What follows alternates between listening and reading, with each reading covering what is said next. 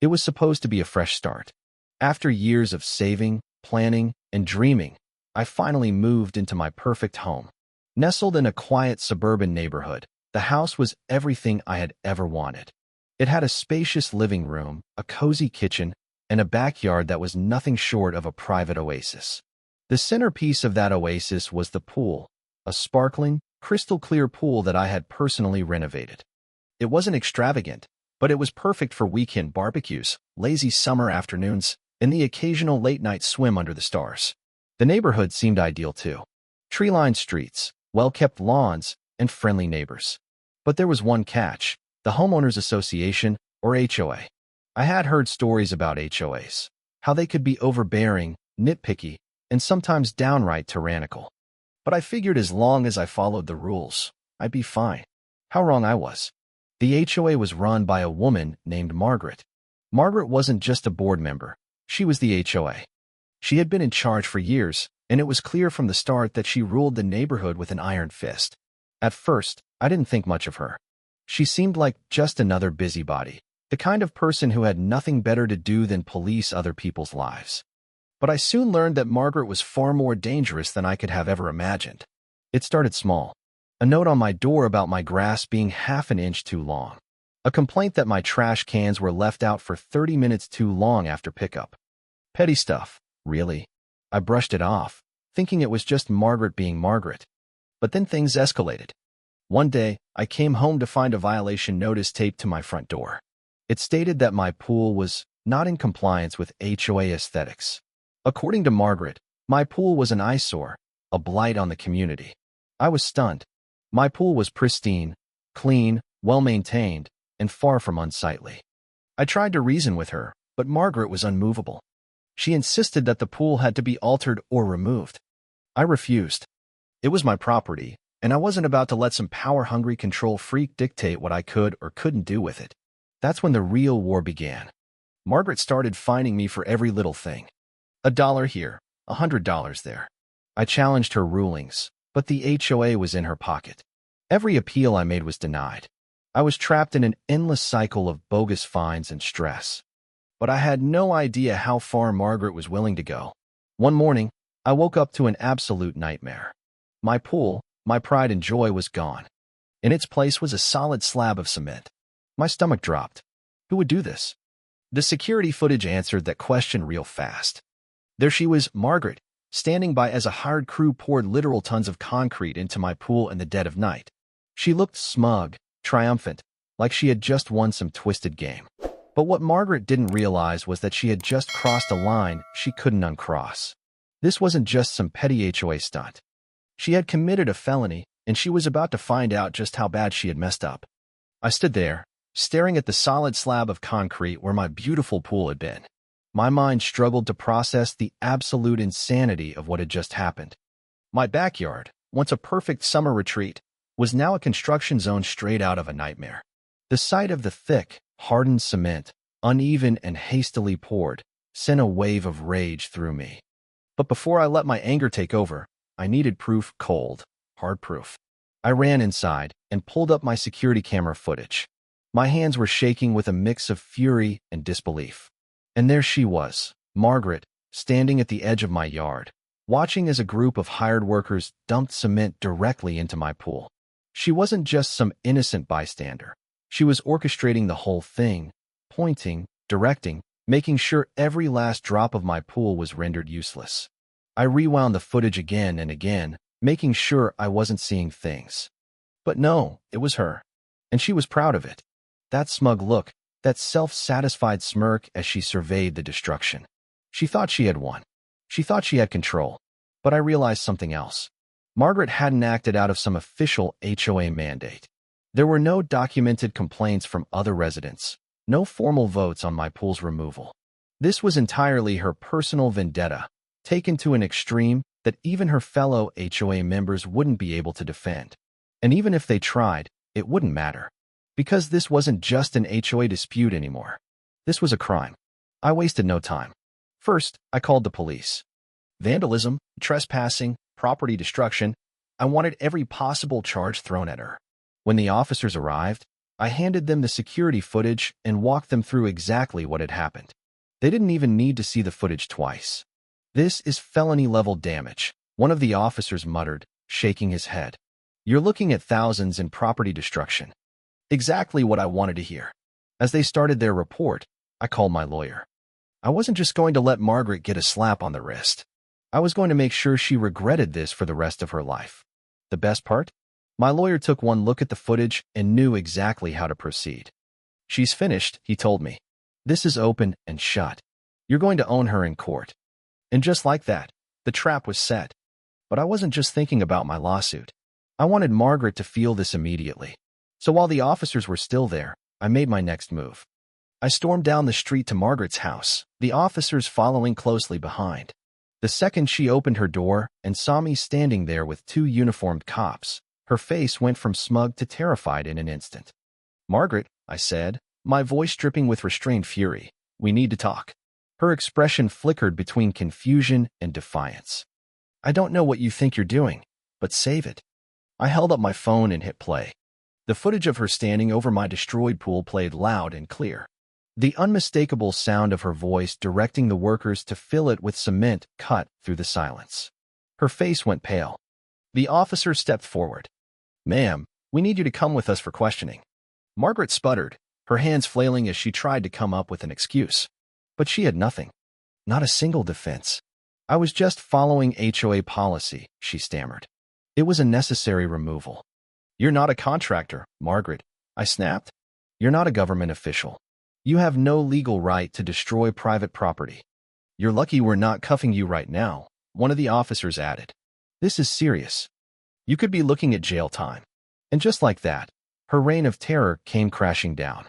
But this was only the beginning, because while Margaret was busy panicking about her immediate arrest, she had no idea what I had planned next. If she thought she could get away with this, she was about to learn just how wrong she was. Margaret was hauled off to the station for questioning, but I wasn't done. Not even close. I knew she'd try to weasel her way out of this, spin some ridiculous story about how she was just enforcing the rules or doing what was best for the community. But here's the thing, Margaret had acted alone. She hadn't followed HOA protocol, and that was about to be the biggest nail in her coffin. While the police handled their side of things, I decided it was time to take this straight to the HOA board. Because if they had any part in this, they were going down with her. I walked into the next HOA meeting, still fuming, and let them have it. I slammed down printed screenshots of the security footage right onto the table, watching as the board members stared in shock. "Explain this," I said, my voice sharp and demanding. "Explain how one of your board members took it upon herself to destroy my private property without so much as a formal notice, a vote, or even the decency to tell me beforehand." The room fell silent. Even Margaret's closest allies on the board looked stunned.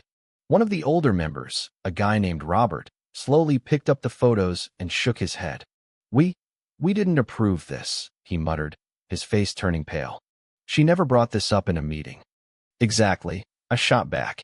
"So either you're all complicit, or she's a rogue agent doing whatever the hell she wants under the HOA's name. Which one is it?"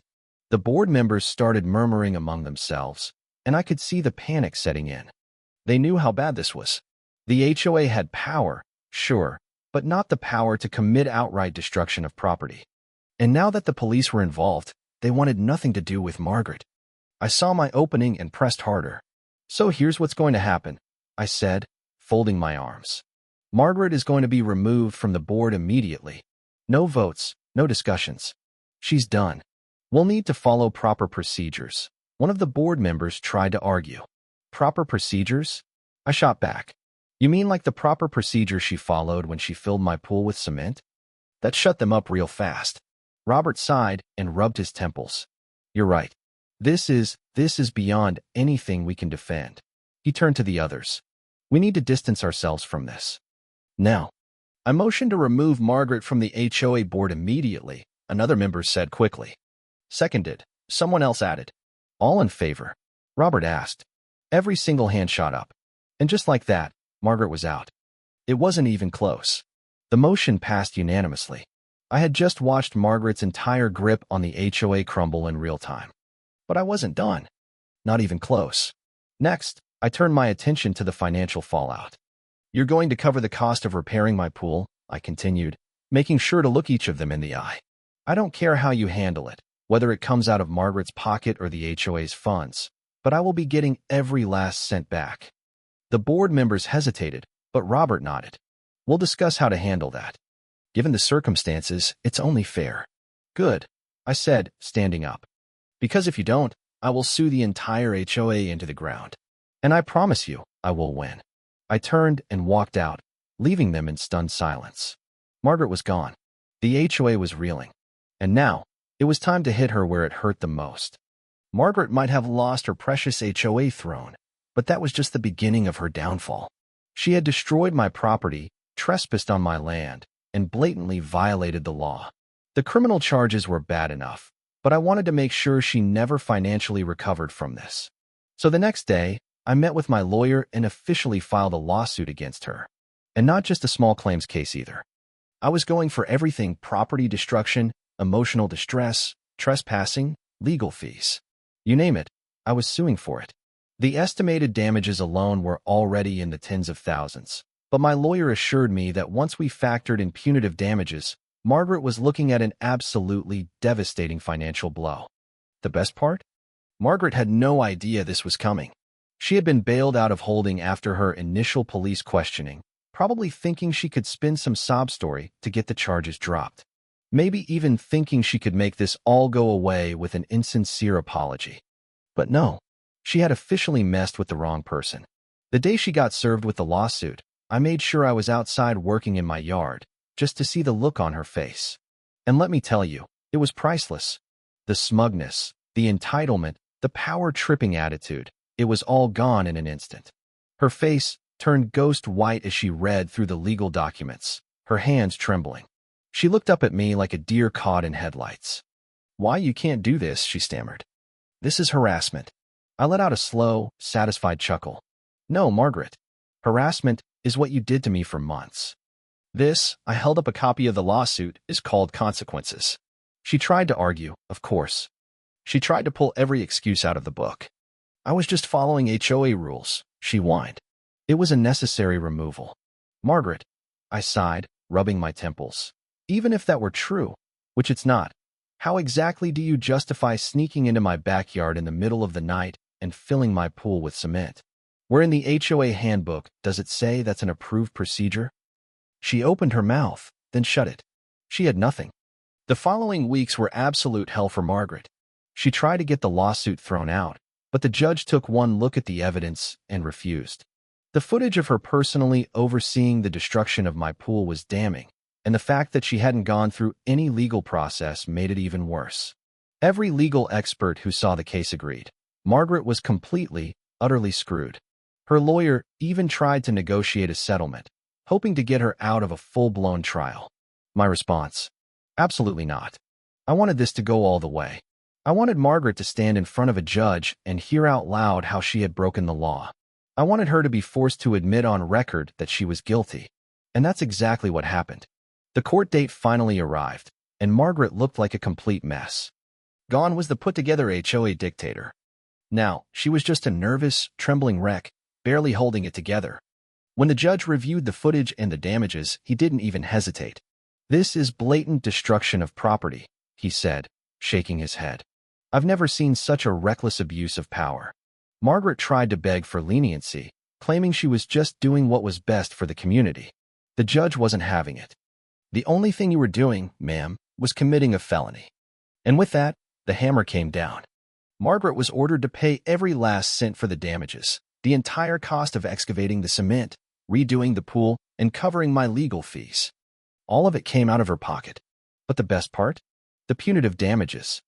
The judge ruled that her actions were so egregious that she owed me an extra $50,000 in punitive damages on top of the actual costs. I could see the blood drain from her face as she realized what that meant. This wasn't just a slap on the wrist. This was financial ruin. And that's when I found out the cherry on top. Margaret didn't have the money. She had spent years throwing around her power in the HOA, acting like she was untouchable.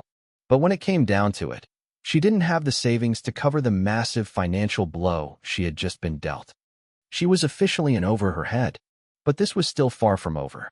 Because while Margaret was busy panicking about the lawsuit, she had completely forgotten about the criminal charges.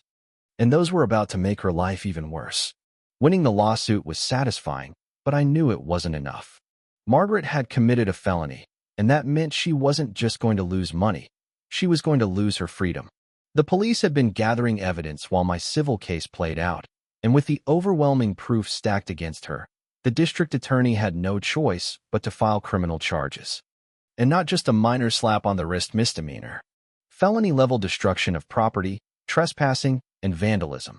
The total cost of the damages alone pushed this well into the felony threshold in my state. That meant jail time. Margaret, of course, was in complete denial. She truly believed that since she was an HOA board member at the time, she had some kind of legal immunity. I was just enforcing HOA regulations, she whined during her police interview, footage of which I later obtained through a public records request. The detective questioning her just sighed and shook his head. "Ma'am, you weren't enforcing anything. You personally hired a crew to destroy someone's private property in the middle of the night. That's not enforcement. That's criminal." Margaret was officially arrested a few days later. A squad car rolled up to her house in broad daylight, lights flashing right in front of the whole neighborhood. People gathered on their lawns, whispering and watching as two officers walked up to her front door. When she opened it, they didn't even give her time to argue. "Margaret, last name. You're under arrest for felony vandalism and destruction of property." The second they slapped those cuffs on her, the neighborhood erupted. Some people gasped. Others outright cheered. And me? I just stood there on my porch, arms crossed, watching as she was led to the squad car in absolute disgrace. The arrest alone would have been bad enough, but Margaret's problems were just beginning. Because when she got to the station, she realized something horrifying. She had no one left on her side. The HOA board had already thrown her under the bus after the lawsuit. Even her old friends, the same people she used to wield power over, had distanced themselves completely. She tried to call a few of them for bail money, but no one answered. She was toxic, untouchable. The woman who had spent years ruining people's lives over petty HOA rules was now the neighborhood pariah, sitting in a jail cell completely alone. A few days later, I got a call from the district attorney. "She's trying to take a plea deal," he told me, almost laughing. "She knows that if this goes to trial, she's done for." I grinned. "Good. What's the deal?" Turns out, Margaret was looking at up to 5 years in prison if she fought this and lost. The evidence was overwhelming, the footage damning, and her past behavior made it clear that she was a menace to the community. Her lawyer begged for a reduced sentence, offering to plead guilty in exchange for a lighter punishment. The DA, being generous, offered 1 year in county jail plus a permanent criminal record. No more power. No more HOA influence. No more control over anyone's life. She took the deal because she had no other choice. And just like that, Margaret was officially a convicted felon. The day she was sentenced was a glorious one. The judge looked her straight in the eye and didn't hold back. "You abused your position. You terrorized your community. And you committed a felony out of pure spite. This court finds your actions reprehensible, and you will serve time for them." Margaret broke down sobbing, trying to plead for mercy, but it was too late. She had spent years treating the neighborhood like her personal kingdom, acting like she was untouchable. And now, she was just another criminal being led away in handcuffs. The news spread like wildfire. Everyone in the neighborhood knew what had happened, and the HOA immediately moved to erase any trace of her. Her name was scrubbed from every document, every meeting record. It was like she had never existed. Her house? She had to sell it just to pay off the lawsuit. But the best part? She wasn't allowed to live in any HOA-governed community ever again. The felony charge meant she couldn't pass the background checks that most HOAs required. Her own weapon, HOA power, had been turned against her. With Margaret gone, the entire neighborhood felt lighter. No more random fines. No more harassment. No more power trips. The HOA, now under new leadership, actually started working for the residents instead of against them. And me? I got my pool rebuilt, bigger and better than before. Every time I swam in it, I thought about Margaret sitting in her jail cell, seething with the knowledge that she had lost everything. And honestly, it felt amazing. Margaret may have taken the plea deal and avoided a full-blown trial, but that didn't mean she got off easy. 1 year in county jail, a felony record, and financial ruin were just the beginning. When she got out, she was a completely different person, not in the reformed way, but in the shattered shell of a human way. Before all this, she had strutted around the neighborhood like some self-appointed queen.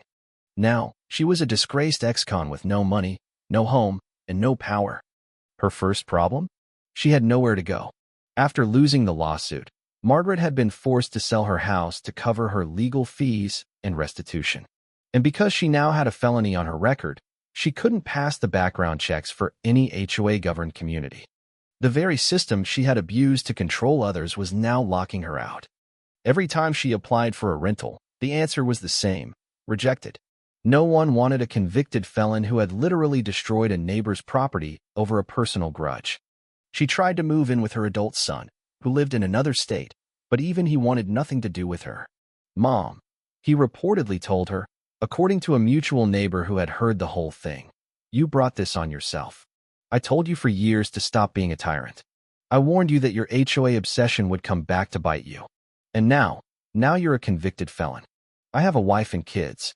I'm not bringing that kind of drama into my house. Boom. Even her own family disowned her. With nowhere else to turn, she ended up renting a tiny apartment in a rundown part of town, one of the only places that didn't require a background check. A far cry from the upscale neighborhood where she had once patrolled the streets like a dictator. But that was just the beginning of her downfall. Her second problem? She was broke. Margaret had spent years collecting HOA fines, slapping penalties on people for the most ridiculous things, mailboxes being the wrong shade of beige, trash cans being left out 5 minutes too long, even unsightly garden gnomes. She had fined people into the ground and ruthlessly enforced every HOA rule. But now, the tables had turned. She was flat broke, drowning in lawsuit debt, and barely scraping by on whatever minimum wage job she could find. No company wanted to hire a felon with a criminal destruction charge, so her options were limited.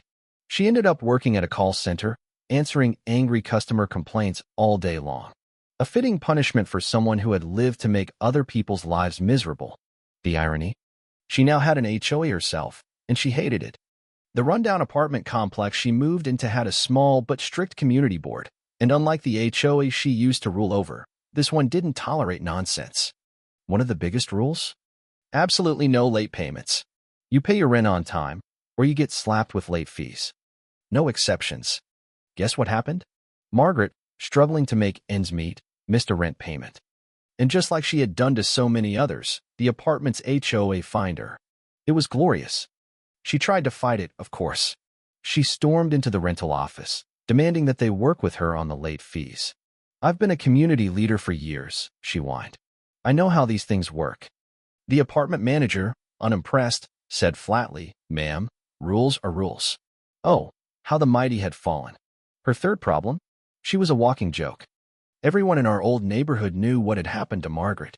The new HOA leadership made sure to keep her story alive as a cautionary tale. New residents were told about the infamous HOA dictator who got taken down for her power-hungry ways. Every neighborhood barbecue, every community meeting, her downfall was legendary. The worst part for her? Nobody missed her. In fact, things were better than ever without her around. The new HOA was reasonable. No more absurd fines. No more Margaret lurking around, measuring grass with a ruler. People could actually enjoy their homes again. And Margaret? She had no power, no allies, and no way back. She tried, of course. She even attempted to join the HOA board at her new apartment complex. That lasted exactly one meeting before the other members shut her down. You have a criminal record for HOA abuse, they reminded her. You are never getting a position of power again. And that was it. Margaret was done. The woman who once thrived on controlling others was now just another bitter, broke ex-con, stuck in a tiny apartment, drowning in debt, and completely powerless. It was poetic justice at its finest. Margaret may have been beaten, but she wasn't the type to go down without a fight. The problem? She had no power, no influence, and no allies. That didn't stop her from trying, though. In her mind, she was still the same HOA queen who could bully and manipulate her way out of any situation. But the world had changed. She wasn't feared anymore. She was laughed at. Her first attempt at a comeback? Suing me for emotional distress. I got the legal notice in the mail a few months after she got out of jail. At first, I thought it was some kind of joke. Margaret, the woman who literally filled my pool with cement and ruined her own life, was now claiming that I caused her undue stress and hardship. Apparently, she believed that my lawsuit, my testimony in her criminal case, and the fact that the whole neighborhood was celebrating her downfall had caused her mental anguish. Oh, the irony. She claimed that because of me, she had lost her home, her job, her reputation, and her ability to live in an HOA community. She was asking for $100,000 in damages. I didn't even bother getting mad. I just laughed. Then I called my lawyer. "Is this real?" I asked. "Oh, it's real," my lawyer chuckled. "But it's also the dumbest lawsuit I've ever seen. She doesn't have a case at all. Margaret's problem? Everything that happened to her was her own fault. She destroyed my pool. She was caught on camera committing a crime. She was convicted in a court of law. She lost her house because she had to pay restitution. She was banned from HOAs because of her own felony record. None of this was my doing. She did this to herself. So we fought in court, and we won easily. The judge took one look at her case and dismissed it outright. You're responsible for your own actions, MS. Last name. This lawsuit is frivolous. Boom. Case closed. But did Margaret learn her lesson? Of course not. Her next move? Trying to start an anti-HOA activist group to get back at the community. She went around to different neighborhoods, handing out flyers and trying to rally people against HOAs. She framed herself as a victim of unfair HOA oppression, telling anyone who would listen that she had been unjustly persecuted and that she was going to take the fight to the system. No one cared. The irony? The same people she tried to recruit knew exactly who she was. They had heard the stories, seen the news articles, and some had even been victims of her reign of terror. At one community meeting, she stood up and tried to give some grand speech about taking back power from corrupt HOA boards. She barely got 2 sentences in before someone in the audience shouted, "Karen, you were the corrupt HOA board." The entire room burst into laughter. Defeated, she stormed out. Her third and final attempt at clawing back some kind of control? Trying to get on TV as a wrongfully convicted victim. She reached out to local news stations, trying to sell her story. Some outlets were initially interested, until they did a little digging and realized she wasn't some innocent homeowner fighting back against tyranny. She was a disgraced ex-con dictator who had been rightfully convicted of a felony. One journalist even called me for a comment before airing anything. I sent them the security footage of Margaret filling my pool with cement. That was the end of that. No station wanted to touch her story. She was officially irrelevant. Margaret had no money, no allies, no legal recourse, and no public sympathy. She had tried to fight back 3 separate times and failed miserably each time. At this point, the community wasn't even angry at her anymore. She had become a joke.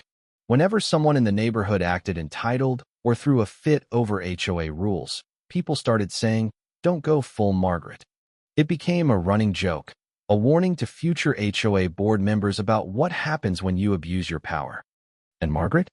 She faded into obscurity. Her name was no longer spoken with fear. It was spoken with mockery. Her legacy wasn't one of power. It was one of failure. She had spent years ruling the neighborhood like a tyrant, and now she was nothing. And that was better than any revenge I could have ever planned. With Margaret completely out of the picture, life in the neighborhood returned to normal.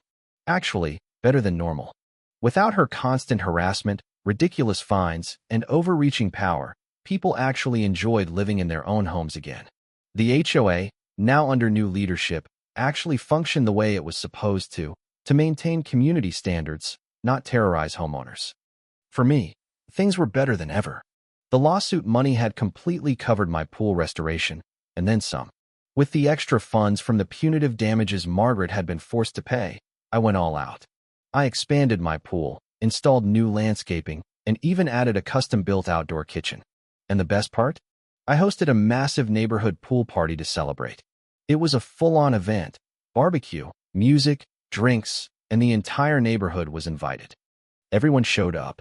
People swam, laughed, and relaxed, all in the very pool Margaret had tried to destroy. We even had a special moment where we raised our glasses for a toast. To a Margaret-free neighborhood, someone shouted. Everyone cheered. The irony wasn't lost on me. Margaret had tried to erase my pool, erase my ability to enjoy my own property. And yet, here I was, standing next to my brand new, improved backyard paradise because of her. Her downfall had financed my revenge. It wasn't just poetic justice. It was perfect justice. As for Margaret, she never recovered. After her failed attempts at suing me, launching a so-called movement, and getting media attention, she disappeared. She left town, moving to a place where no one knew her, hoping for a fresh start. But the internet never forgets. Her name was still searchable.